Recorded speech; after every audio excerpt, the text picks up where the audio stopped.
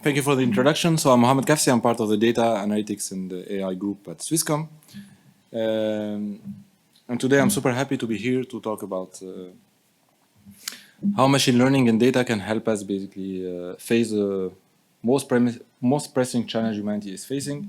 And I'm not talking about the rise of AI, I'm talking about climate change.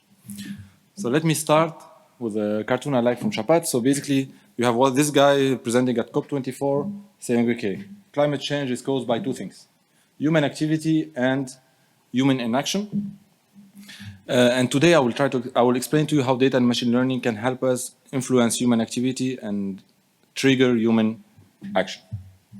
So to mitigate climate change, we always talk about, actually most of the time we talk about national policies and changes that are at the government level, but we all know that those changes takes a lot of time. Usually it's a decade or more, whereas individual changes have the potential to be more rapid and more widespread. So if I decide today to stop using a car or to sell my car, it's immediate. Whereas if you want to change the efficiency of power plants, this will take 10 years or more. So now, me as an individual, how can I know which actions I can take that have the highest impact on climate change?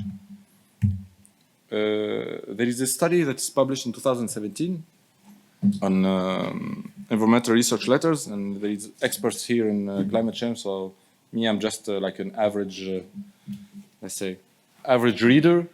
So you can challenge this study if you want, but then just I'm interested about the results. So saying, okay, what are the individual choices or changes we can make in our lifestyle that can have the highest impact on climate change? Okay, they presented the results.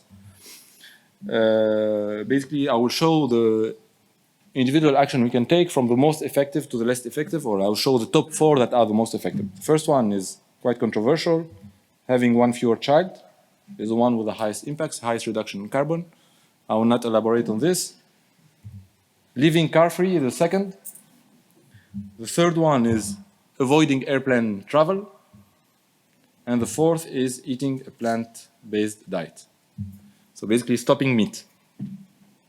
And here the takeaway, if we focus on the number 2, 3, and 4, 2 out of 3 are associated with mobility. So this is acting on our mobility behavior has a potential to have the highest impact. So now there is a challenge here, because in order to change, we need to understand the current situation, our current emissions. And individuals are usually unable to quantify their emissions. So look at this distribution, it's imaginary distribution of annual emission per individuals. So x-axis, you have the emission per individuals, and then you have the proportion of individuals is there. Then you have this number at 2.1, which is basically the Paris Agreement budget to limit the climate, to limit the warming to 2 degrees by 2050. So 2.1 tons per individual per year. So me as an individual, where do I stand? Am I more like a biker with almost zero emission? Am I more a car, or am I more a plane? And this is very hard for an individual to quantify. So I will not say that machine learning and data will directly mitigate climate change. Of course, this will not happen, but I think it can help individuals realize that ecological impact can act as a trigger for a change. So today I will talk about multiple dimensions from individual to global. So we have individual level, community level, country level, and worldwide. And I will structure the talk by describing our efforts, the efforts we do at Swisscom at different levels. Let me start by the country level. So me, I'm part of a team that's called Mobility Insights Platform, and our mission is to use the data that's coming from the Swisscom network and that is anonymized in order to build useful mobility indicators at the level of country. Those indicators are used by public institutions, urban planners, and cities in order to optimize basically different aspects of mobility. So it starts with the data that's coming from the network. This data has to be collected for billing and network optimization purposes by a telecom operator, and legally it's kept only for 6 months. And then this part of this data is basically anonymized with a possibility for an opt-out for any Swisscom customer. And then we receive this data that's anonymized. We apply some intelligence there, some data processing and machine learning in order to build aggregated mobility indicators. And here I will show you some examples where we provide some results to the community about the carbon footprint emission for the whole country. So we are releasing a website in the next few months, what's called Mobility and Climate, and the idea is to basically to quantify the mobility footprint of in Switzerland, canton by canton. So given our numbers, the first estimate we have is that for an average Swiss resident, the carbon footprint emission is around 3.8 tons. So you put this in perspective with respect to the Paris Agreement. This is coming only from mobility. It doesn't consider other elements there. So we have 3.8 kilogram per person, and we show basically, in order to give some intuition to basically the reader, we say, okay, this is equivalent to the CO2 emission of about 20 car trips from Zurich to Barcelona, and we can estimate this canton by canton in Switzerland. We can show, for example, for the canton of Zurich, it's 25% more than the average canton. And 46 of the emissions, for example, you can see it to the left, is coming from car, and then 50% are coming from flights.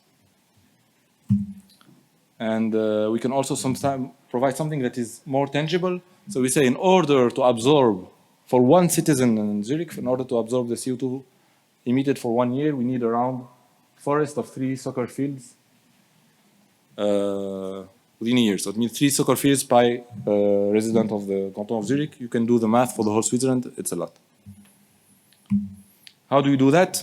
Very quickly. So we have noisy data that's come in as trips. We don't know exactly the mode of transport. Train is quite easy to identify for us. I mean, at least we're quite accurate for that. Other mode of transport are harder. So what do you do? We have a probabilistic approach that allows us to give a lower bound and upper bound of the CO2 emission. So it means when you have uncertainty, for example, when you have low speed, we don't know if it's actually a bike or a car that is stuck in a traffic jam.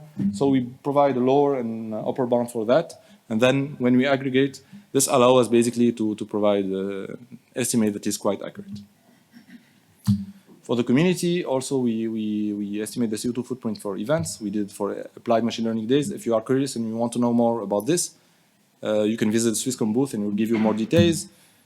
For individuals, I have only 1 minute left, so I'll go quickly. For individuals, what we do is we have a platform that is only for Swisscom employees because it's quite sensitive. It means at the individual level, so it needs an opt-in. And the idea is we offer this platform where basically a Swisscom employee can opt in with a two-way authentication, and he can have like a dashboard with everything about the CO2 emission associated with his mobility. I think the most interesting part is you can situate your average CO2 emission with respect to the whole community, being Swisscom employees, and you can know which routes contribute with most of the CO2.